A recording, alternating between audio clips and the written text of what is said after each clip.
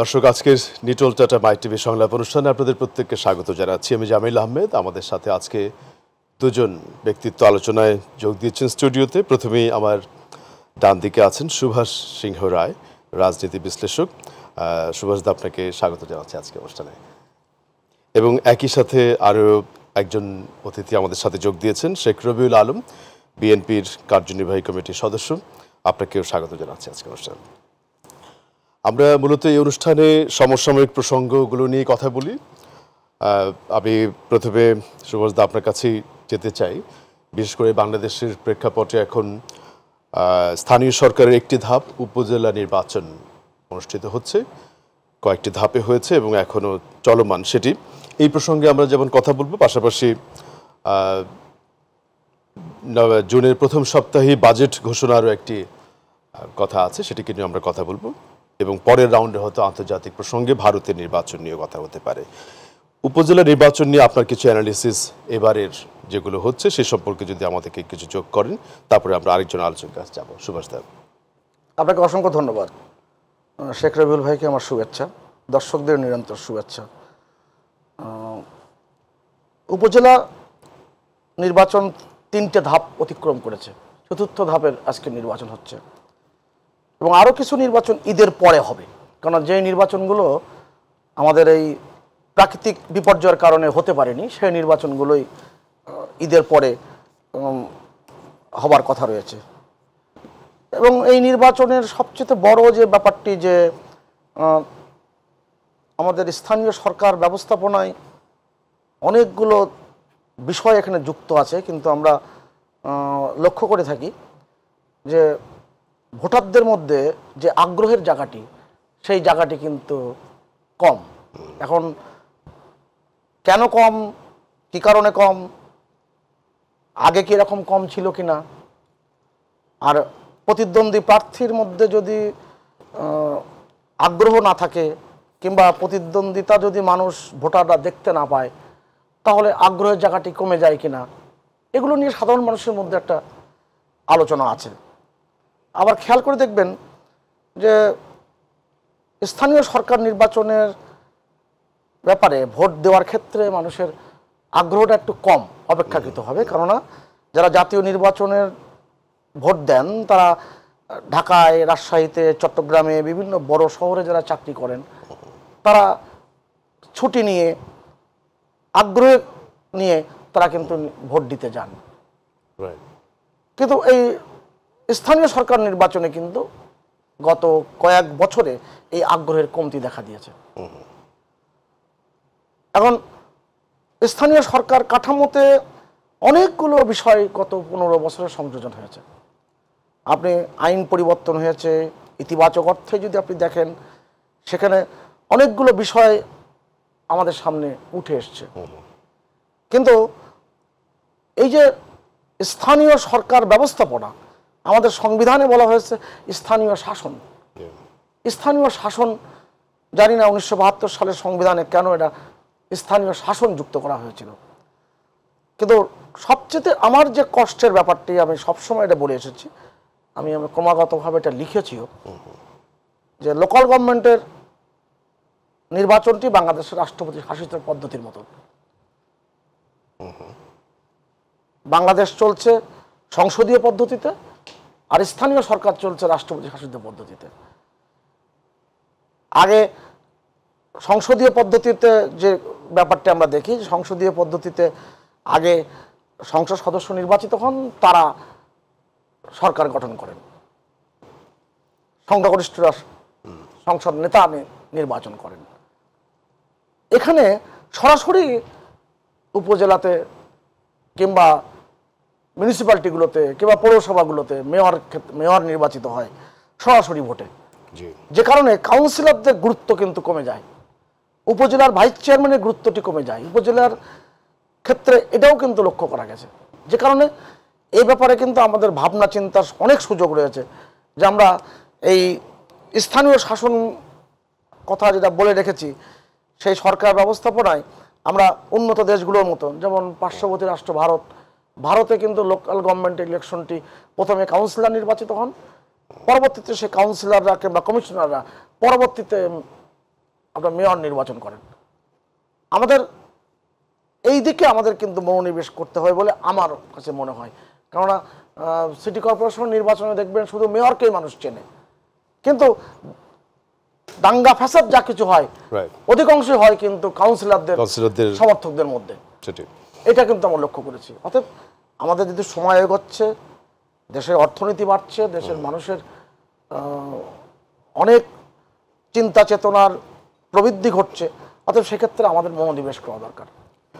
ধন্যবাদ সুভাষদা, আপনি শুরু করলেন। বিশেষ করে অফিসিয়ালি বিএনপি উপজেলা নির্বাচনে নেই, আমরা দেখেছি আপনারা বেশ কঠোর হস্তে যারা অংশ নিয়েছে তাদেরকে স্টেপ নিয়েছেন এবং তারপরেও কিছু প্রার্থী সেখানে রয়ে গেছে। উপজেলা সম্পর্কে আপনাদের বর্তমান অ্যানালিসিস কি মূলত রবিন ভাই? ধন্যবাদ আপনাকে, ধন্যবাদ প্রিয় সহালোচক, আমার অত্যন্ত প্রিয় মানুষ সুভাষদা, শুভেচ্ছা আপনাকে এবং যারা যুক্ত আছেন এই মুহূর্তে। আমরা বাংলাদেশে বর্তমান সরকারের অধীনে যে নির্বাচনগুলি হয়েছে সেটা স্বচ্ছ গ্রহণযোগ্য হয়নি। এক দলের হয়েছে, এক মতের হয়েছে, এক আদর্শের হচ্ছে। অর্থাৎ নির্বাচন ব্যবস্থাপনাটা সরকার দখল করে নিয়েছে।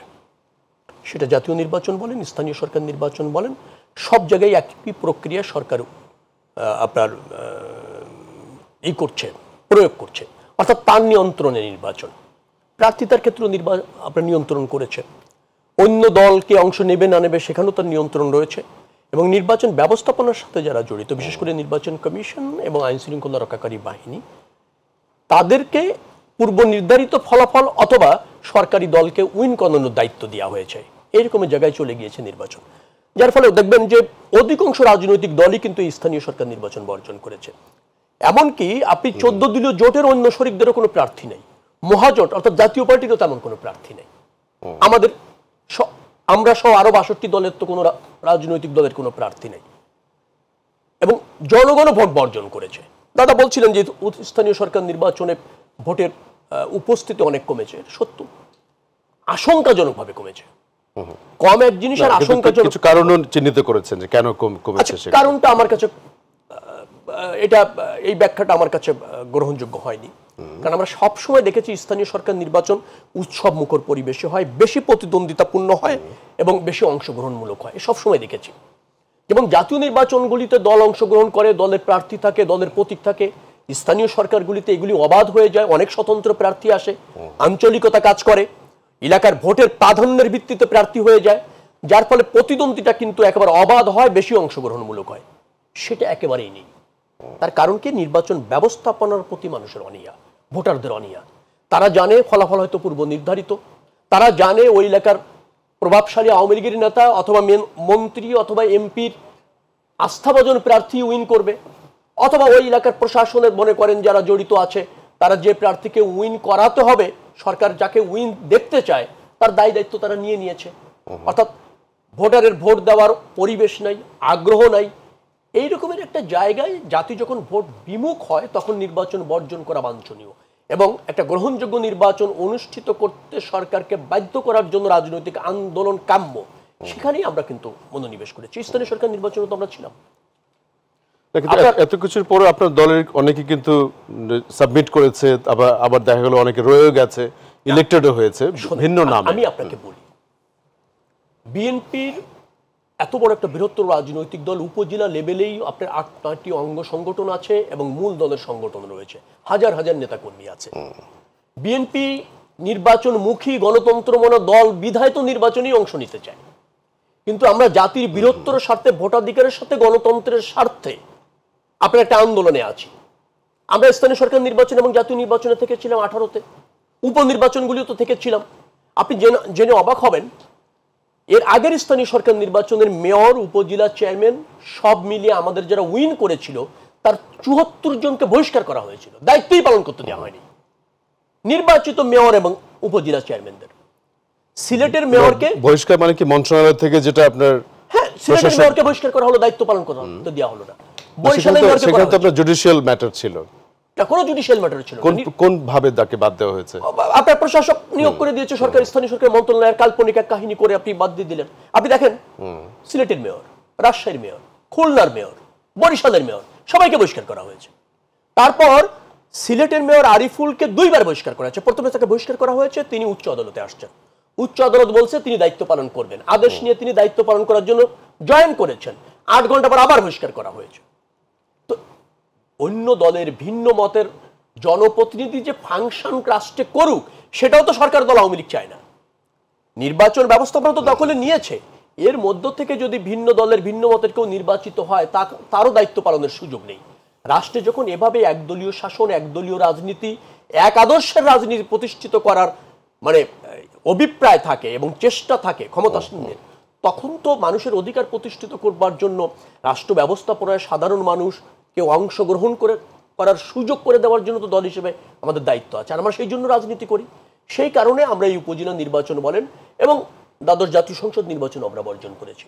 এগুলি ভোটাধিকারের স্বার্থে, বৃহত্তর মানুষের গণতান্ত্রিক বাংলাদেশ প্রতিষ্ঠার স্বার্থে। এবং এই বর্জন স্ট্র্যাটেজি কি আপনি মনে করছেন যে সব নির্বাচনে আপনাদের কন্টিনিউ করবেন, এই ওয়ান স্ট্র্যাটেজি? না, নির্বাচন ব্যবস্থাপনার সংস্কার, উন্নতি এবং ধরেন নির্দলীয় সরকারের অধীনে জাতীয় নির্বাচন এবং প্রয়োজনীয় নির্বাচন ছাড়া আচ্ছা আওয়ামী লীগের এই সাজানো পাতানো নিয়ন্ত্রিত ভাগাভাগি নির্বাচনে বিএনপি যাবে না এবং সেগুলি হতেও দিবে না। হতে দেবে না আমি বলছি জনগণকে সাথে নিয়ে। নির্বাচন হয়নি, জাতীয় সংসদ নির্বাচন যেটা হয়েছে দ্বাদশ, 95% মানুষ আমাদের আহ্বানের সাড়া দিয়ে ভোট বর্জন করেছে। তাতেই প্রমাণ হয় যে বাংলাদেশের মানুষের যে সেন্টিমেন্ট, তাদের যে অধিকার, সেটা নিয়ে আমরা সঠিক পথ থেকে রাজনীতি করছি। আমি সুব্রত একটা বিরতিতে যাব, তার আগে আপনি একটু সংক্ষেপে যদি একটু আমাকে একটা জিনিস বলেন, সেটা হচ্ছে যে লোকাল গভর্নমেন্টের আপনি একটা পর্যায়ে বলেছেন যে মেয়র কেন্দ্রিক বা মেয়রকে বেশি চেনে, কিন্তু অন্য যারা ওয়ার্ড কমিশনার তাদের টেরিটরির মধ্যে অনেক কাজ থাকে। প্লাস এই একই কথা আমাদের সাথে আরও 2-1 আলোচক যারা এখানে ছিলেন তারাও বলেছেন যে এই উপজেলা সিস্টেমকে কার্যকর করার জন্য অনেক ধরনের স্টেপ নেওয়া প্রয়োজন। এটা অনেকটা ইউনিয়ন পরিষদ এবং জেলা পরিষদের মাঝখানে পড়ে গেছে, এটাকে আরও কার্যকর করা। এই ক্ষেত্রে কি আপনার কোনো অবজারভেশন আছে? মানে আপনার সঞ্চালনায় আলোচনাটা যে জায়গায় আমি শুরু করেছিলাম, মানে আমার কথার গৌরচন্দ্রিকায় আমি যে বিষয়গুলো আলোকপাত করেছিলাম, রাজনীতিবিদ শেখ রবিউল ভাই সেই জায়গায় রাখেননি। এবং এই জায়গাতে যদি আমি কথা বলতে যাই তাহলে তো বাদানুবাদ হয়ে যায়। খেয়াল করে দেখবেন বাংলাদেশের রাজনীতির ব্যবস্থার মধ্যে সংকট আছে এবং এই সংকটটা একেবারে খোলামেলা বলি, বঙ্গবন্ধু হত্যাকাণ্ডের মধ্য দিয়ে এই সংকটটি বাংলাদেশের উপরে চেপে বসেছে। আমি যখন রবিউল ভাই কথা বলছিলেন, আমি ভাবছিলাম আমরা বিশ্ববিদ্যালয়ের প্রথম বর্ষের ছাত্র তখন জানতাম প্রয়াত আব্দুল জলিল, আওয়ামী লীগের সাবেক সাধারণ সম্পাদক, তিনি নওগাঁ পৌরসভার চেয়ারম্যান ছিলেন এবং একাধিকবার নির্বাচিত হয়েছিলেন। তিনি তার মেয়াদকালীন সময়ে তিনি কয়দিন যে তার চেয়ারে বসতে পেরেছেন আর কতদিন তাকে কোর্টের বারান্দায় দৌড়াদৌড়ি করতে হয়েছে। শঙ্কর গোবিন্দ চৌধুরী নাটোরের, তাকে তো যেভাবে আক্রমণ করা হয়েছে, তার তো একেবারে জীবন নাশ করার জন্য চক্রান্ত হয়েছিল এবং তাকে যে জীবনের শেষ দিনগুলোতে তাকে হুইল চেয়ারে চলতে হয়েছে। বাস্তবতা তো শেখেনি। আমি অসংখ্য উদাহরণ দেখাতে পারবো। এবার লোকাল গভর্নমেন্টের ইতিহাস বলি। 1977 সালে বঙ্গবন্ধু হত্যাকাণ্ডের পরে ঢাকা সিটি কর্পোরেশনের মেয়র হয়েছিলেন ব্যারিস্টার আবুল হাসনাত। তখন 50টি ওয়ার্ড ছিল ঢাকার শহরে, রাজধানীতে। সেই 50টি ওয়ার্ডের মধ্যে তখনকার যে ব্যবস্থাপনা ছিল, যেটা নিয়ে আলোচনা করেছি, যে আগে কাউন্সিলর নির্বাচিত হবে, কমিশনার নির্বাচিত হবে, তারপরে ওই কাউন্সিলররা ভোট দিয়ে মেয়র নির্বাচন করবেন। তখন তো চেয়ারম্যান ছিল এবং আবুল হাসনাত সাহেবের বিরুদ্ধে যেই ব্যক্তিটি নেতৃত্ব দিয়েছিলেন, তিনি পুরন ঢাকার একজন খুবই জনপ্রিয় একজন ছিলেন, আওয়ামী লীগের নেতা। দুঃখজনক ঘটনা, আওয়ামী লীগের নেতৃত্বে 38 জন কাউন্সিলর নির্বাচিত হয়েছিলেন, কিন্তু গভীর রাত্রে প্রতিরক্ষা সচিব এসে ঘোষণা করল যে ব্যারিস্টার আবুল হাসনাত মেয়র। আমি যদি এরকম উদাহরণ আপনি দিতে বলেন, আমি টানা 40টা 50টা উদাহরণ দিতে পারব।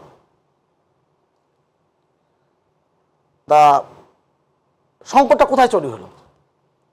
এবং বাংলাদেশের এই রাজনীতিতে আমাদের সংকট রয়েছে, এটা স্বীকার করে বলছি।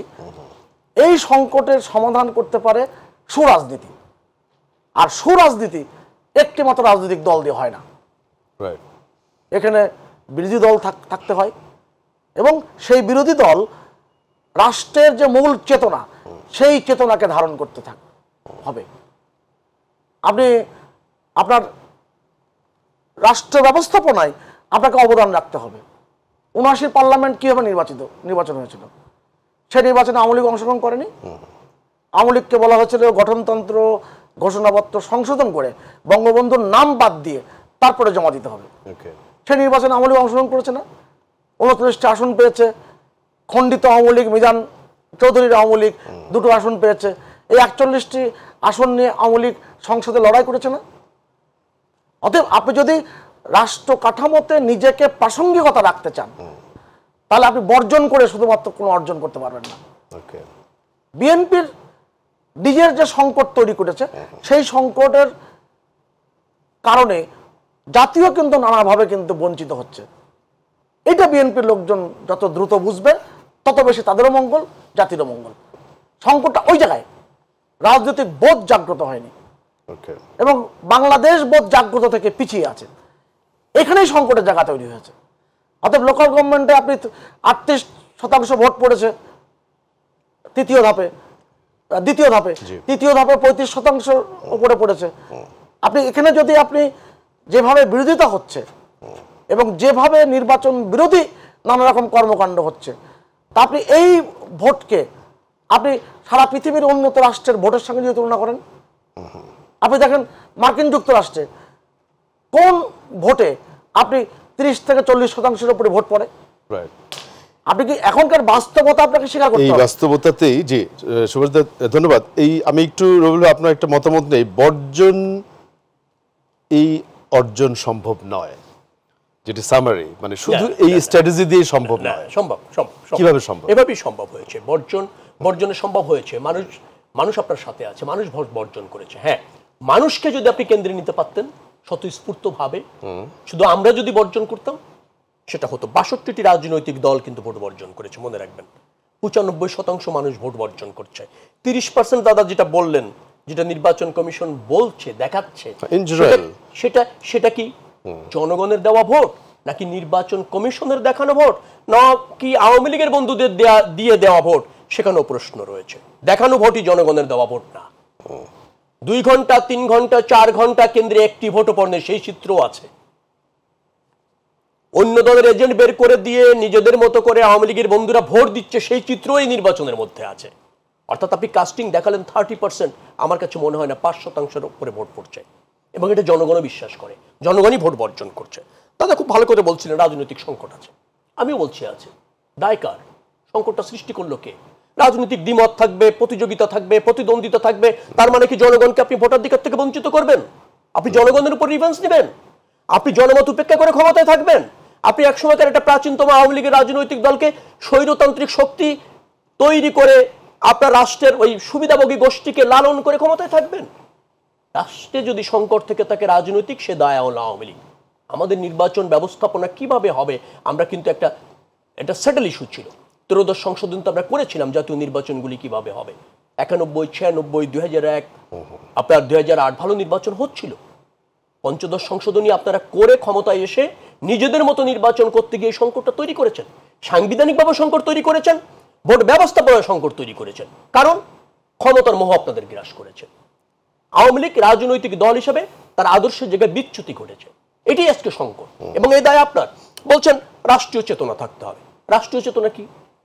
আপনার রাষ্ট্রীয় দর্শন আমি অনুসরণ করব, সেই জন্য কি বহুদলীয় গণতন্ত্র? সেই জন্য কি স্বাধীন হয়েছে নাকি? আওয়ামী লীগের রাষ্ট্র দর্শন আছে, আমারও রাষ্ট্র দর্শন আছে।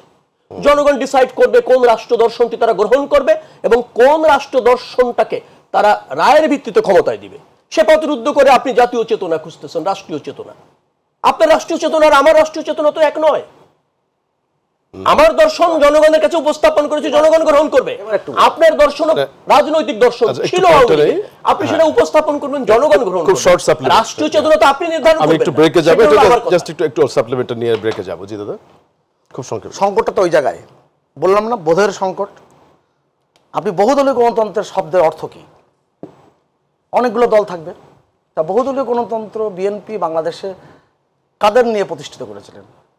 যুদ্ধাপরাধী দলগুলোকে নিয়ে, যেই দলগুলো বাংলাদেশ স্বাধীনতার মধ্য দিয়ে যেই দলগুলো বাংলাদেশে তার প্রাসঙ্গিকতা হারিয়েছে, যেই দলগুলো বাংলাদেশের মানুষের কাছে অপাঙ্ক্ত হয়ে গেছে, যেই দলগুলো বাংলাদেশের মানুষের কাছে নিষিদ্ধ হয়েছে, সেই দলগুলোকে আপনি নির্বাচনে অংশগ্রহণ করিয়ে এটি বহুদলীয় গণতন্ত্রের লেবাস দিয়েছেন। ওই প্রলেপ দিয়ে বাংলাদেশের মানুষের কাছে গণতন্ত্র প্রতিষ্ঠিত করা যায়নি। বিএনপির রাজনৈতিক দর্শন অদ্ভুত ব্যাপার। বিএনপির রাজনৈতিক দর্শনটা কি? বিএনপির রাজনৈতিক দর্শনটা কোথায়? আমি তো খুঁজে পাই না। কেননা আপনি খেয়াল করে দেখবেন যে এই যে বিএনপি এতবার সরকার গঠন করেছে কিংবা রাষ্ট্র ক্ষমতা দখল করেছে, সেই দখল থেকে তাদের দর্শন আপনি যদি হিসাব করে দেখেন, ৭৮ সালে জিয়াউর রহমান যে রাষ্ট্রপতি নির্বাচন করেছেন সেটা কি আইনের বলে করেছেন? তিনি সরকারি চাকরিতে থাকা অবস্থায় পদত্যাগ না করে নির্বাচন করেছেন। ৭৮ সালে হানা ভোট কি রাষ্ট্রীয় দর্শন? এই দর্শন যদি বিএনপির দর্শন হয়ে থাকে, এই দর্শন বাংলাদেশে অবশ্যই একটা বিরতি নিয়ে বাকি আলাপটা কন্টিনিউ করতে চাই এবং দর্শক যারা আমাদের সাথে আছেন আশা করছি আমাদের সাথেই থাকবেন এই অনুষ্ঠানে।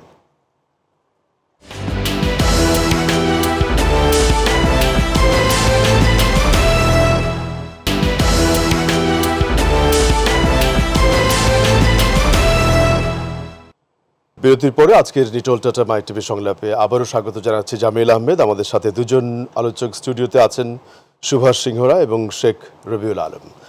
আমরা যেই আলোচনায় ছিলাম বিশেষ করে বাংলাদেশের উপজেলা সিস্টেম, উপজেলা রাজনীতি, নির্বাচন সামগ্রিকভাবে কথা হয়েছে। নিশ্চয়ই এর আলোচনার রেশ তো থাকবেই। পাশাপাশি আমরা সবচেয়ে আলোচিত বিষয়ের মধ্যে আমরা দেখতে পাচ্ছি ভারতের নির্বাচন নিয়ে যতটুকু তথ্যপত্র আছে এবং সুভাষদা আপনি নিশ্চয়ই সেগুলো আপডেটেড এবং নতুন প্রধানমন্ত্রীর শপথ শনিবারে রাষ্ট্রপতির কাছে এখন পর্যন্ত পদত্যাগপত্র জমা দিয়েছেন বর্তমান প্রধানমন্ত্রী নরেন্দ্র মোদী। এবং এই বিষয়ে আমরা আপনাকে সবসময় অন্য গণমাধ্যমে বলতে বা লিখতেও দেখি। আপনি যদি এই পর্যন্ত আপনার তথ্যপত্র নিয়ে একটু অ্যানালিসিস আমাদের সামনে শেয়ার করেন ভারতের বর্তমান নির্বাচন নিয়ে। লড়াই কিন্তু শেষ না, লড়াই কিন্তু শুরু। আমি ভারতের লোকসভা নির্বাচন নিয়ে বলছি। এবং 2009 সালে পরে জাতীয় কংগ্রেস এই প্রথম 100-র কাছাকাছি চলে গেল। এবং যে সরকারটি এবার গঠিত হচ্ছে সেই সরকারটি মিলেঝিলে সরকার। আর রাজনীতি তো একেবারে ফেলনা বিষয় না, কখন কি ঘটে যায় বলা খুব মুশকিল। আপনি 400 আসন পাবে এই স্লোগান দিয়ে কিন্তু বিজেপি মাঠে তার কর্মীদেরকে জড়ো করতে পেরেছিল এবং একটা শক্তিশালী রাজনৈতিক কাঠামো তার সে তৈরি করতে পেরেছিল। কেননা সে গত দুইবার দুটো 5 বছর অতিক্রম করেছে বিজেপি সরকার। বিজেপির আসন সংখ্যা কমে গেছে, কিন্তু নরেন্দ্র মোদীর একটা গুণ হচ্ছে অঙ্ক মিলাতে তার জুরি নেই। এর মধ্যে দক্ষিণে কিন্তু বিজেপির ভোট বেড়েছে, কেরালাতে আগের তুলনায় ভালো করেছে। অনেকগুলো সমীকরণ কিন্তু এই নির্বাচনে আমাদের সামনে এসে দাঁড়িয়েছে। আগে বলা হতো ভারতের উত্তরপ্রদেশ যার, ভারতের ক্ষমতা তার, কিন্তু সেই উত্তরপ্রদেশে এবার বিজেপি ফল খারাপ করেছে। অনেকগুলো বিষয়।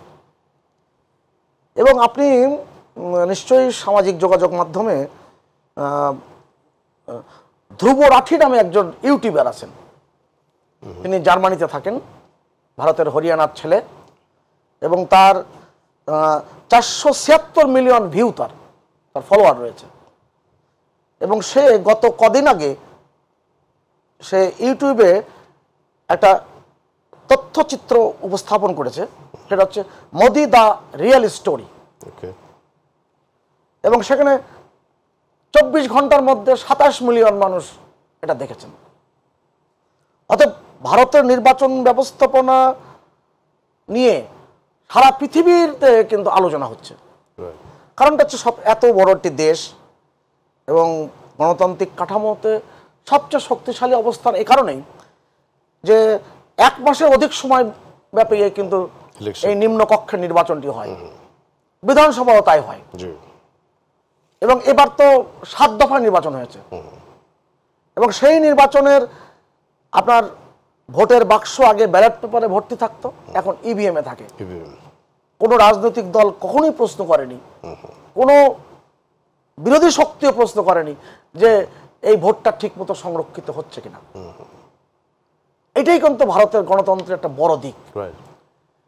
এবার কোনো কোনো জায়গায় ভারতের বিশেষ করে পশ্চিমবঙ্গের 2-1টি সিটে এরকম প্রশ্ন অনেকে তোলবার চেষ্টা করেছেন, কিন্তু প্রকৃত অর্থে ভারতের জনগণ বিশ্বাস করে না যে এখানে 9-6 করার সুযোগ আছে। আপনি এই নির্বাচনে এমন একটি জায়গা দাঁড়িয়েছে, গত 2 মাস আগে আমি একটি সামাজিক যোগাযোগ মাধ্যমে একজন জ্যোতিষীর একটি বাণী শুনছিলাম। কারণ আপনি দেখবেন কলকাতায় যদি যান কিংবা দিল্লিতে যান, তাদের দৈনিক পত্রিকাগুলোতে রোববারে আপনি দেখবেন 2 পাতা 3 পাতা জুড়ে কিন্তু জ্যোতিষীদের নানান রকম ভবিষ্যৎবাণী থাকে। একজন জ্যোতিষী বলেছেন যে 2024 সালে নরেন্দ্র মোদী আবার প্রধানমন্ত্রী হচ্ছেন, কিন্তু 2028 সালে যোগী আদিত্যনাথ প্রধানমন্ত্রী হবে। আমার কাছে হঠাৎ করে খটকা লাগলো, 24-এ নির্বাচন যদি হয় এটা তো 29-এ হওয়ার কথা, 27-28 সালে আবার যোগী আদিত্যনাথ উত্তরপ্রদেশের মুখ্যমন্ত্রী, সে প্রধানমন্ত্রী হয় কি করে? আপনি এখনকার যে বাস্তব অবস্থা, এই যে টান টান যে অবস্থা রয়েছে, কারণ নীতিশ কুমার এই জেডিইউর এবং চন্দ্রবাবু নাইডু টিডিপির তারা কিন্তু এনডিএর সাথে আছে। আবার কিন্তু আজকে যে ইন্ডিয়া জোট কংগ্রেসের নেতৃত্বে, এখানে কিন্তু প্রথম দিকে কিন্তু তারা ছিল। এই যে বলছেন না আপনি, আপনার টেলিভিশনে স্কলে বিভিন্ন জায়গায় কিন্তু এখন যে আপডেট দেওয়া হচ্ছে, সেখানে বলা হচ্ছে যে নরেন্দ্র মোদী এখন প্রধানমন্ত্রী থেকে পদত্যাগ করবেন, পদত্যাগ করার পরে আবার শপথ নেবেন। শপথ কখন নেবেন তার মাঝখানের ধাপ আছে। বিজেপির যে সংসদ সদস্য নির্বাচিত হয়েছেন, সেই সংসদ সদস্যের যে সংসদীয় বোর্ড, সেই বোর্ডের তাকে সংসদ নির্বাচিত হতে হবে। অনেক বিশ্লেষক বলছে যে আরএসএস এর সাথে বিজেপির যে সম্পর্কের জায়গাটি, সেই সম্পর্কের জায়গাটি হয়তো যা চিট ধরেছে। এটার জন্য আপনার কয়েক ঘন্টা অপেক্ষা করতে হবে। যদি নরেন্দ্র মোদী সংসদ নেতা নির্বাচিত হন, আমি তাহলে উনি পরবর্তী ধাপের জন্য এগিয়ে যেতে পারবেন। আর আমার কাছে মনে হয় না, অনেকে মনে করেন যে কংগ্রেসের তারা সরকার গঠন করবার জন্য মরিয়া হয়ে যাবেন। কারণ গত মাত্র 1 বছরে রাহুল গান্ধীর নেতৃত্বে যেই শক্ত অবস্থান তৈরি করেছে ভারতব্যাপী, এবং ইন্ডিয়া জোট গঠন নিয়ে তারা অনেকগুলো ধাপ অতিক্রম করতে হয়েছে, অনেক লড়াই করতে হয়েছে। সেই লড়াই পার করতে সে অবস্থান তৈরি করেছে। এই জায়গাতে হঠাৎ করে এই মিলেঝিলে সরকার কিংবা সেই অটল বিহারী বাজপেয়ীর মতন 15 দিনের সরকার, দেবেগৌড়া সরকারের মতন অল্প দিনের সরকার, আইকি গুজরালের মতন অল্প দিনের সরকার, সেই সরকারের দিকে রাজীব গান্ধী কিংবা কংগ্রেস যাবে বলে আমার মনে হয় না। অতএব সময়ের জন্য অপেক্ষা করতে হবে। সেটি। এই অবস্থায় আমরা একটু অন্য মতামত কিছু শুনি। বিশেষ করে রবিউল ভাই একটি বক্তব্য আমি খুব আগ্রহ নিয়ে আমি পিক করলাম সুভাষদার কাছ থেকে। সেটি হচ্ছে ভারতের নির্বাচন ব্যবস্থার উপরে যে ট্রাস্ট, ইভিএম নিয়ে তারা বিতর্ক তোলে না, নির্বাচন টোটাল ব্যবস্থার উপরে একটা পলিটিক্যাল পার্টিগুলোর একটা আত্মবিশ্বাস তৈরি হয়েছে, একদম সম্পূর্ণ বাংলাদেশের বিপরীতমুখী। কিন্তু বাংলাদেশে এটি নিয়েই কথা হয় সবচেয়ে বেশি। একটু আগে আপনি বললেন এটি নিয়ে, আপনার কিছু অ্যানালিসিস ভারতের নির্বাচন সহ। আমি ভারতের নির্বাচন নিয়ে বেশি সময় থাকবো না, দাদা অনেকগুলো প্রসঙ্গের বিষয় নিয়ে আসছেন, যার জন্য ওটা বলতেই হবে। ভালো নির্বাচন হয়েছে, জনমতের প্রতিফলন হয়েছে, প্রতিদ্বন্দ্বিতাপূর্ণ নির্বাচন, ক্রেডেবল নির্বাচন, জনগণ পছন্দের প্রার্থীকে ভোট দিয়েছে, পছন্দের দলকেও বেছে নিয়েছে, চমৎকার ব্যবস্থাপনা, এটাই গণতন্ত্র। ইভিএম নিয়ে এত বিতর্ক নেই, কিন্তু মানুষ মেনে নিয়েছে সেটা, যে ইভিএম সমস্যা না। তো আধুনিক নির্বাচন, আধুনিক সরকার ক্ষমতায় থাকতে যে কোনো মূল্যে চায় কিনা। নরেন্দ্র মোদী যে কোনো মূল্যে ক্ষমতায় থাকতে চায়নি, রাজনীতি করতে চেয়েছেন, কৌশল নিয়েছেন, কোনো কোনো কৌশল কিছুটা সাম্প্রদায়িক হয়েছে, সেটাও মেনে নেওয়া যাবে রাজনীতিতে। কিন্তু ইভিএম নিজের মতো করে, নির্বাচন কমিশন নিজের মতো করে, আমার সরকারি দল মানে উইন নিশ্চিত চাই, সেটা তো আর ভারতে নাই। এখন ধরেন যে নির্বাচনটা হলো জনরায়ের ভিত্তিতে হচ্ছে, নরেন্দ্র মোদীর আবার ক্ষমতা পাচ্ছেন, এবার হয়তো তাকে শরিকদের দ্বারস্থ হতে হচ্ছে, বিশেষ করে তাকে দুইটা জায়গায় দ্বারস্থ হতেই হচ্ছে। বিহারের তার নীতিশ কুমারের কাছে তাকে যেতেই হচ্ছে, তার সমর্থন লাগছে। আবার ধরেন অন্ধ্রপ্রদেশে তাকে নাইডু যে আছে, চন্দ্রবাবু নাইডুর সমর্থন লাগছে। এতে আবার সুবিধাও আছে, সেটা হচ্ছে তার জবাবদিহিতাও বাড়ছে, কর্তৃত্ব কমছে, একটা চেক অ্যান্ড ব্যালেন্স হবে, মানে জনমতের সরকার হবে, সেটা খুব গর্বের। ভালো সেই ধরনের ব্যবস্থাপনা তো আমরাও চাই নির্বাচন। আর নীতিশ কুমার যদি পররাষ্ট্রমন্ত্রী এবং স্বরাষ্ট্র মন্ত্রণালয় দুটো চেয়ে বসে, তাহলে ক্ষমতা কিন্তু এককেন্দ্রীকরণ হচ্ছে না দাদা, বিকেন্দ্রীকরণ হচ্ছে, এবং এটা ভারসাম্য হচ্ছে। এটাতে রাষ্ট্র পরিচালনা করা কখনো কখনো জটিল হয়, এটা ঠিক, কিন্তু এটাও তো ঠিক যে একনাতন্ত্র প্রতিষ্ঠিত হয় না, জবাবদিহিতা থাকে, বিভিন্ন মতকে অ্যাকোমোডেট করার সুযোগ তৈরি হয়। ওটাই তো রাজনীতির সৌন্দর্য, আমি এভাবে দেখি। যেখানে আমি একটু বলতে চাই, দাদা বলেই ফেললেন যে বহুদলীয় গণতন্ত্র মানে কি জামাতকে রাজনীতি করতে দেওয়া? আচ্ছা, বহুদলীয় গণতন্ত্র প্রয়োজন ছিল না, বহুদলীয় গণতন্ত্র ছিল বাংলাদেশে। 1975 সালের 25 জানুয়ারি যারা স্বাধীনতার পক্ষে ছিল তাদেরও তো রাজনৈতিকভাবে নিষিদ্ধ করে দিয়েছেন ভাই। কোন রাজনৈতিক দলই তো রাখেননি, মানতে চান নাই, বাকশাল কায়েম করেছিলেন। তো সেটা যদি না হতো তাহলে তো পঞ্চম সংশোধনীর প্রয়োজন হতো না। সব দেশের মানুষের রাজনৈতিক অধিকার ফিরিয়ে দেওয়ার জন্য, সব মতের রাজনৈতিক আদর্শ উন্মুক্ত করবার জন্য বহুদলীয় গণতন্ত্র প্রতিষ্ঠিত করতে হয়েছে। চতুর্থ সংশোধনীতে সব দল নিষিদ্ধ না করলে কিন্তু বহুদলীয় গণতন্ত্রের প্রয়োজন হতো না। আপনারা নিষিদ্ধ করেছিলেন বিধায় এটা প্রয়োজন হয়েছে, এবং সেই সূত্র ধরে আওয়ামী লীগের রাজনীতির পুনর্জন্ম হয়েছে। কারণ আওয়ামী লীগ তো বাকশাল হয়ে গিয়েছিল, এটা তো আর অস্বীকার করছেন না। আর কোনো রাজনৈতিক দল ছিল না, গণতন্ত্রের জন্য বহুদলীয় রাজনৈতিক প্রয়োজন ছিল। আপনি আর একটা কথা বললেন, জাতীয়তাবাদ, বিএনপির আদর্শ বসেন না। আমি জানি না আওয়ামী লীগের আদর্শ আপনি বলতে পারবেন কিনা, আমার কাছ থেকে বিএনপির আদর্শ শোনেন। বাংলাদেশি জাতীয়তাবাদে বিএনপি বিশ্বাস করে। এটা যদি মূল মন্ত্র বলেন, অপরকে বাঁচানোর জন্য নিজে বাঁচা। মূল ভিত্তি যদি বলেন, ঐক্য এবং সংহতি। আর এটা যদি বলেন আদর্শটা কি, জাতীয় স্বার্থ সর্ববৃহৎ, সবার আগে, ব্যক্তি স্বার্থ সবার পরে। আরেকটা কথা আমি আপনাকে বলতে চাই, বাংলাদেশি জাতীয়তাবাদ যেটা বিএনপির মূল ভিত্তি, সেটা হচ্ছে বাংলাদেশের ভূখণ্ডের মধ্যে বসবাসকারী সকল বাংলাদেশের আত্মিক সম্পর্ক, সংস্কৃতি এবং সমৃদ্ধির উপর ভিত্তি করে যে দর্শন, সেটাই হলো জাতীয়তাবাদী দর্শন, সেটাই বিএনপির মূলনীতি। আমি জানি না এই মুহূর্তে আওয়ামী লীগ যে রাজনীতি করছে তার কোনো দর্শন আছে কিনা, নীতি আছে কিনা, আমার কাছে বোধগম্য নয়।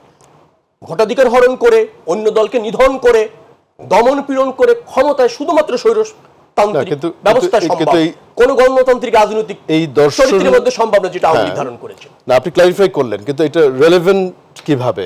মানে আপনি বলছেন আগের আলোচনার সাথে মানুষের স্বার্থে আন্দোলন করছি, সংগ্রাম করছি, 13 বছর ধরে জুলুম অত্যাচারের শিকার হচ্ছি, নিগৃহীত হচ্ছি, সব ধরনের গুম হচ্ছে, আনঅথরাইজড কিলিং এর শিকার হচ্ছি, সাজা হচ্ছে, জেলে যাচ্ছি।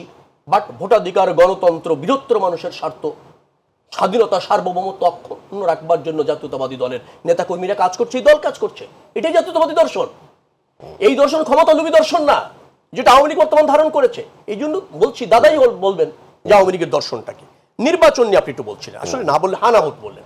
হানা ভোটের দাদা প্রয়োজন হতো না যদি সংসদ থেকে আপনাদের তখনকার সাথী জামাত, তখনকার সাথী বলছি 96-তে, আর তখনকার আর এখনকার সাথী জাতীয় পার্টি নিয়ে যদি সবাই পদত্যাগ না করতেন, তাহলে ওই সংসদেই তত্ত্বাবধায়ক সরকার প্রতিষ্ঠিত করা যেত।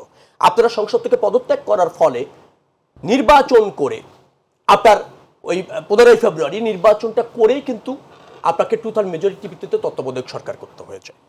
সো 15 ফেব্রুয়ারি নির্বাচনটা তখন অবধারিত হয়ে গেছে। হানা ভোট আপনি বলছেন, আপনি আমাকে একটু কথা বলবেন দাদা, মুস্তাক কোন ভোটে রাষ্ট্রপতি হয়েছিল?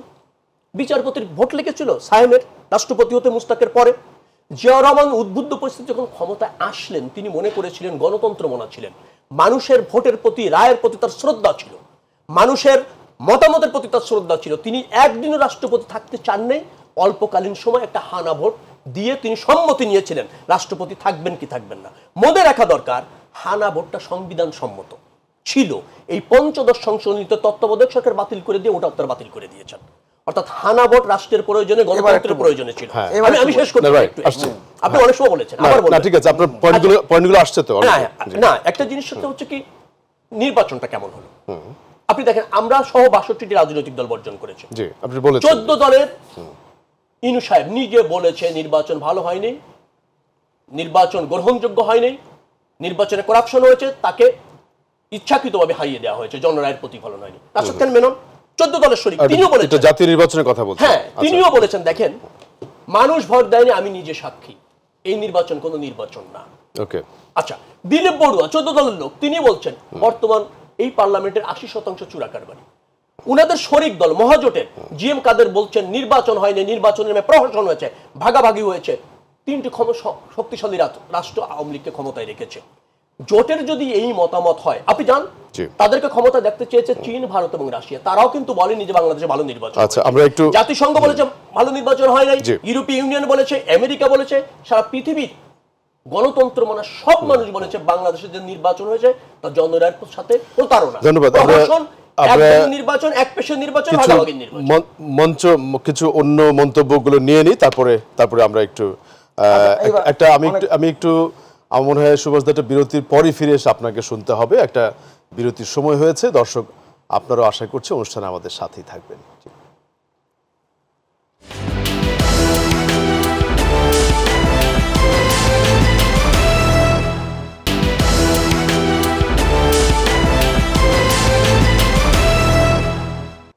লিটল টাটা মাই টিভি সংলাপে সর্বশেষ বিরতির পরে আবারও স্বাগত জানাচ্ছি জামিল আহমেদ। আমাদের সাথে দুজন আলোচক স্টুডিওতে আছেন, সুভাষ সিংহ রায় এবং শেখ রবিউল আলম।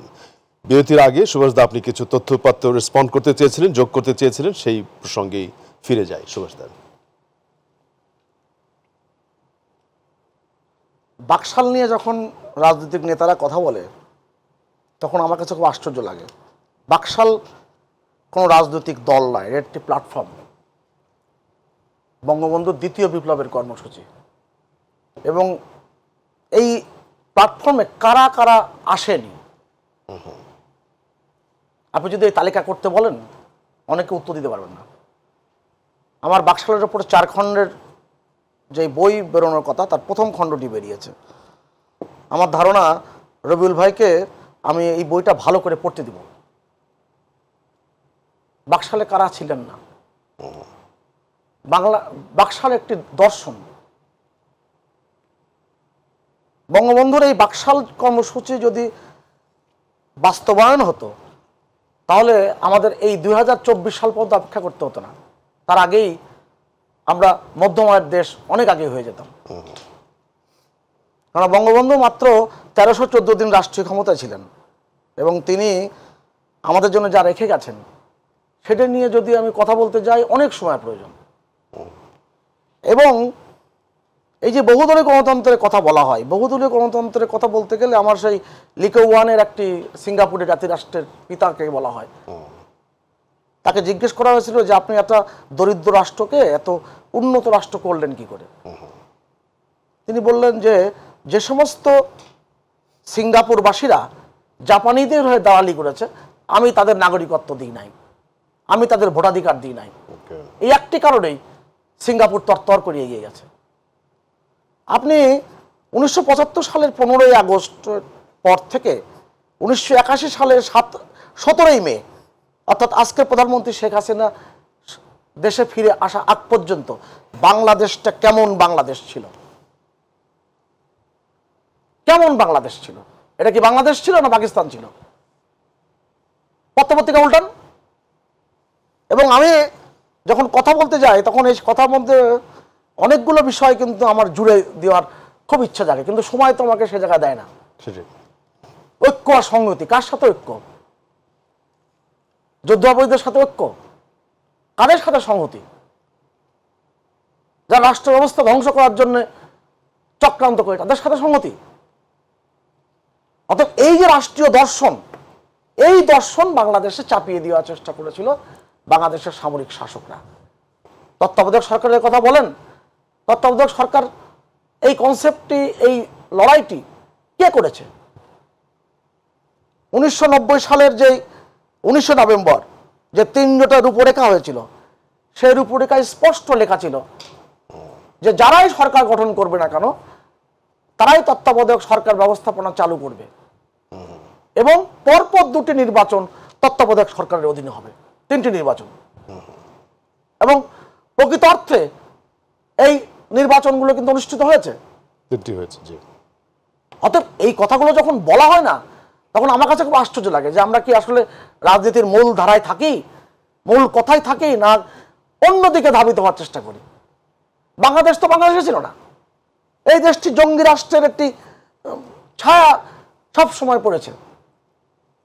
2009 সালে যদি 6ই জানুয়ারি আজকের প্রধানমন্ত্রী শেখ হাসিনা যদি প্রধানমন্ত্রীর দায়িত্ব গ্রহণ না করতেন, এবার জনগণ যদি তাকে এরকম বিপুল সমর্থন দিয়ে প্রধানমন্ত্রী নির্বাচিত না করতেন, তাই তো আমি তো মনে করি বিন লাদেন পাকিস্তানের অ্যাবোটাবাদ থেকে গ্রেপ্তার হতেন না, বাংলাদেশের আশুলিয়ার কোনো নির্মাণাধীন ভবন কিংবা গাজীপুরের ভবন থেকে গ্রেপ্তার হতো। বাংলাদেশ তো সে জায়গায় নিয়ে যাওয়া হয়েছিল। অতএব বাকশাল নিয়ে কথা বলতে গেলে আমার একটু ভাবা দরকার বাকশাল নিয়ে আমাদের ধারণা আছে কিনা। এই প্রেক্ষাপটে আমরা যেহেতু আলোচনা, গণতন্ত্র তো মানে হঠাৎ করে গজিয়ে ওঠা কোনো বিষয় না। গণতন্ত্র হচ্ছে অনেক লড়াইয়ের ব্যাপার, অনেক পরীক্ষা নিরীক্ষার ব্যাপার। গণতন্ত্রকে প্রাতিষ্ঠানিক রূপ দিতে গেলে অবদান রাখতে হয়। আপনি বলেন যে বিএনপির রাজনীতির প্রেক্ষাপটে আপনি এই যে বিষয়গুলো তারা যে ক্রমাগতভাবে জন্মসূত্র করে এসেছে তা কি কখনোই জনগণের সাথে তাদের ঐক্যতা এনেছে? এই যে ঐক্যের কথা বলছেন, শেষের দিকে একেবারে একটু যুদ্ধবাদের সাথে ঐক্য, বাংলাদেশ বিরোধী শক্তির সাথে ঐক্য, কাদের সাথে সংহতি, এই বিষয়গুলো তো মানুষ জানে। নিশ্চয়ই আমরা আলোচনার যেহেতু একেবারে শেষের দিকে, ধন্যবাদ সুভাষ দা। আমরা শেখ রবিউল আলম আপনার বক্তব্যকে আপনি র্যাপ আপ করতে পারেন, যেহেতু আমরা ক্লোজিং কিছু কথা দিয়ে শেষ করবো। যে ক্লোজিং এর পর্যায়ে তো আর নেই। যুদ্ধ অপরাধীদের সাথে সখ্যতা কাদের ছিল 96-তে? প্রধানমন্ত্রী নিজে বলেছেন, আমি আবেদ খানের সাথে একটা সাক্ষাৎকারে শুনেছি যে আপনি যে স্বাধীনতা বিরোধীদের সাথে আঘাত করলেন, জোট করলেন, যুগপথ আন্দোলন করছেন, একই প্ল্যাটফর্মে গেলেন। আমি নিজে আবেদ খানের কি জোট করেছে? আবেদ খানের কথা বলতে আবেদ খানের কথা শুনেন না, আবেদ খানের কথা বাদ দেবো, উচিত কথা বললে যেই বাদ দেন, সাক্ষাৎকার নিয়ে না। প্রধানমন্ত্রী বলছেন যে এটা একটা কৌশল। যুদ্ধ অপরাধী জোটের কথা বলছেন, কোন জোটের কথা বলছেন? মানে কোন জোট? 96 এ জোট করলেন, ঐক্যবদ্ধভাবে আন্দোলন করলেন, তত্ত্বাবধায়ক সরকারের রূপরেখা করলেন, সংসদ থেকে পদত্যাগ করলেন যাদের সাথে জোট করে, এক মঞ্চে বসে যাদেরকে কদমবুচি করলেন। না, জোট অন্য জিনিস, জোট অন্য জিনিস। তারা কারা? জোট হচ্ছে 4 দলীয়। তারা আওয়ামী লীগের সাথে থাকলে তখন যুদ্ধ অপরাধী না, আর অন্যের সাথে থাকলে তখন যুদ্ধ অপরাধী। এটা যারা বলে এবং ভাবে তারাই হচ্ছে সংকট তৈরি করে। জোট বাকশাল নিয়ে বলে, বাকশাল কিসের প্ল্যাটফর্ম? আচ্ছা, বাংলাদেশের সব মানুষকে আপনার প্ল্যাটফর্মে যেতে হবে। কে আপনি?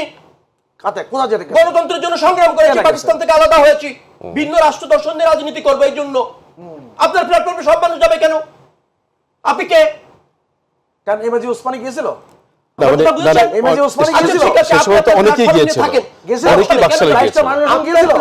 আপনি থাকেন, আমার ভিন্ন দর্শন করার রাজনীতি থাকবে না কেন? নিষিদ্ধ করেছেন, বঙ্গবন্ধু যে কদিন ছিল জীবিত তার চেয়ে কম সময় জিয়াউর রহমান ছিল। বহুদলীয় গণতন্ত্র করেছেন, স্বনির্ভর বাংলাদেশ করেছেন, সমৃদ্ধির বাংলাদেশ করেছেন, জনগণের বাংলাদেশ করেছেন। এই গার্মেন্টস শিল্প বলেন, এই ধরেন বিদেশি শ্রমিক পাঠানোর যে মানে বহুমুখী চেষ্টা করে অর্থনীতিকে সমৃদ্ধ করা বলেন, উৎপাদন বলেন, 3.5 বছরে করেছিলেন, করেননি, স্বীকার করতে চাইবেন না। মানে বাংলাদেশকে মনে হয় যে একটা রাষ্ট্র এবং একটা দর্শনের জন্য এই দেশটা স্বাধীন হয়েছে, একটা দলের মনে হয় যে গুণকীর্তি করবার জন্য আর তাদের দাসত্ব করবার জন্য। সেজন্য তো বাংলাদেশ স্বাধীন হয়নি। ভোটের জন্য, গণতন্ত্রের জন্য, সাম্যের জন্য, গণমানুষের অধিকারের জন্য গণপ্রজাতন্ত্রী বাংলাদেশ, সেটা ভুলে গেলে কি চলবে? সেটা আপনারা ভুলে যেতে চান। আর একটা কথা বললেন জঙ্গিবাদ, আমি সময় একটু সংক্ষেপে করতে হবে। জঙ্গিবাদ কাদের আমলে হলো? প্রথম বাংলাদেশে এই যে উদীচিতে 1999 সালের 9 জুন আপনারা ক্ষমতায়, রমজান বচমুল আপনারা ক্ষমতায়, নানিয়ার চরে জঙ্গি হামলা আপনারা ক্ষমতায়। এবার ক্ষমতায় আসার পর হোলি আর্টিজান, তাবেলা হত্যাকাণ্ড, বোলাকর হত্যা, বোলাগর প্রকাশক হত্যা, মসজিদের ইমাম হত্যা, মন্দিরের পুরোহিত হত্যা আপনাদের আমলে হয়েছে। আমাদের আমলে কিছু কারা করেছে সেটা তো আইডেন্টিফাইড, মানে ক্ষমতায় কারা এবং কারা করেছে অলরেডি বের হয়েছে। আমরা তাদের গ্রেফতার করেছি, ধরেছি, বিচারের আওতায় এনেছি, সর্বোচ্চ শাস্তি ফাঁসি দিয়েছি। শুরু তো উনাদের আমলে হয়েছে, দায় নেবেন উনরা। 99 তো উনরা ক্ষমতায় না। আর এই যে পরবর্তীতে যে সিরিজ আকারে সারা দেশে হলো, উনরা ক্ষমতায় না। তো জঙ্গিবাদের যদি উত্থান এবং তার বিস্তৃতির দায় আওয়ামী লীগ নেবে, তার সরকার এই আমলে তো আপনার তাদেরকে ধরা হয়েছে, বিচারও হয়েছে, বোথ আমলেই হয়েছে। কিন্তু আপনি কেন সেটা আরেক দলের উপর চাপাচ্ছেন? আমাদের আমলে যেটা হয়েছে, শাহেখ আব্দুর রহমান বাংলা ভাই গ্রেফতার করেছি না, ফাঁসি দিয়েছি না। এই জন্য বলছি উনাদের যে দর্শন, ক্ষমতা থাকার দর্শন, দায় চাপানোর দর্শন, ওনার আওয়ামী লীগের সাথে আপনি একমত হবেন, আমরা একেবারে শেষের দিকে রাজনৈতিকভাবে প্রতিদ্বন্দ্বিতা করবেন, তখন হচ্ছে তারা দায় চাপাতে চায়, অন্য তকমা লাগাতে চায়। জামাতের সাথে করেননি, সক্রিয় তো করেছেন, করেন না নিষিদ্ধ জামাতকে, করেন না কেন? ক্ষমতা তো 15 বছর আছে, স্বাধীনতা বিরোধী শক্তি বলেন, তলে তলে তো আতঙ্ক করেন, এখন তো কর্মসূচি করতে দেন। এই আদর্শচ্যুত একটা দল হয়ে গেছে আওয়ামী লীগ। কাকে কর্মসূচি করতে দিচ্ছে এখন? কেন জামাত করছে না কর্মসূচি? করেছে। আমাদের কর্মসূচি যেদিন ছিল 28 অক্টোবর, জামাতের শাপলা চত্বরের কর্মসূচি হয়নি, নির্বাধা হয়নি। সবকিছুর মধ্যে কৌশল। জঙ্গি বলবেন তাদের, হেফাজত ইসলাম জঙ্গি। যখন কাওয়ামি জননী উপাধি নেবেন সবই ঠিক আছে, আর যেদিন আপনাদের বিরুদ্ধে আন্দোলন করবে সেদিন তেতুল হুজুর টক। এটা কোন রাজনৈতিক দর্শন হতে পারে যেটা আওয়ামী লীগ অনুসরণ করেছে? আমি তো আজ পর্যন্ত আওয়ামী লীগ এক মিনিট আমি দাদাকে দিচ্ছি, মাননীয় সঞ্চালক, যে এক মিনিট বলছেন, আমরা শেষ করব দাদা, লাস্ট মিনিট। এতক্ষণ ধরে রবিউল ভাই যেগুলো বললেন, এটা তো মানে বিনষ্টের আত্মচিৎকারের কথা বললেন। আমার কাছে খুব অবাক লাগে, যুদ্ধাপরাধী দলের সাথে যাদের সখ্যতা, যাদের নিয়ে জোট করেছেন, যাদেরকে মন্ত্রী বানিয়েছেন, সেই দল বলে গণতন্ত্রের কথা, সেই দল বলে বাংলাদেশের স্বাধীনতার কথা। আমার কাছে এগুলো অবাক লাগে। এবং কবে কোন জায়গায় আওয়ামী লীগ যুদ্ধাপরাধীদের সাথে, জামাত ইসলামের সাথে জোট করেছে, ইতিহাসের কোন পাতায় লেখা আছে? আমরা কি আকাশ থেকে এসে পড়েছি? আমরা তো রাজপথে ছিলাম, আমরা তো দেখেছি, বাংলাদেশের মানুষ দেখেছে, আজকে দর্শকরাও যারা শুনছেন, অবাক লাগে এই কথাগুলো। এই কথাগুলো যখন রাজনীতিতে মঞ্চে বলা হয়, পল্টনের বক্তৃতায় বলা হয়, তার একটা প্রাসঙ্গিকতা, আর আমরা যখন গণমাধ্যমে কথাগুলো বলি তার রেকর্ড কিন্তু আবার ভিন্ন। আমার কাছে অবাক লাগে এগুলো। বাংলাদেশে আজকের যে পরিণতি, সেই পরিণতি, যে দুঃখজনক পরিণতি আছে, সেই পরিণতির দায়ী কারা? এই সামরিক শাসকরা। কে ক্ষমতা দিয়েছিল জিয়াউর রহমানকে রাষ্ট্রপতি হবার জন্য? কোন ম্যান্ডেট নিয়ে তিনি ক্ষমতা এসেছিলেন? এই যে প্রাসঙ্গিকতার বাইরে যখন আমরা কথা বলতে যাই তর্কে জিতবার জন্য, এইগুলো দুঃখজনক ঘটনা। আপনাকে সবসময় ভাবতে হবে যে আপনি রাজনীতির যে কথাগুলো বলছেন সেগুলো যথাযথভাবে বলছেন কিনা। যুদ্ধাপরাধী দলকে আপনি মন্ত্রী বানিয়েছেন, তাদেরকে হৃষ্টপুষ্ট করেছেন, আবার এখন বলছেন যে আওয়ামী লীগ জোট করেছে। আলোচনাটি কারা জোট বানিয়েছে? আস্তে জোট কারা বানাচ্ছে? ফায়জুল হককে মন্ত্রী বানান। আরে ফায়জুল হকের মন্ত্রী হওয়া, প্রতিমন্ত্রী হওয়া, আর নূরুল ইসলাম ধর্ম প্রতিমন্ত্রী হওয়া, আর আপনি কমিটি, আর আগামী অনুষ্ঠানে এই বিষয়ে কথা বলতে চাইবো এবং আজকের অনুষ্ঠানে ইরশাদের অধীনে নির্বাচন যোগ দেওয়ার জন্য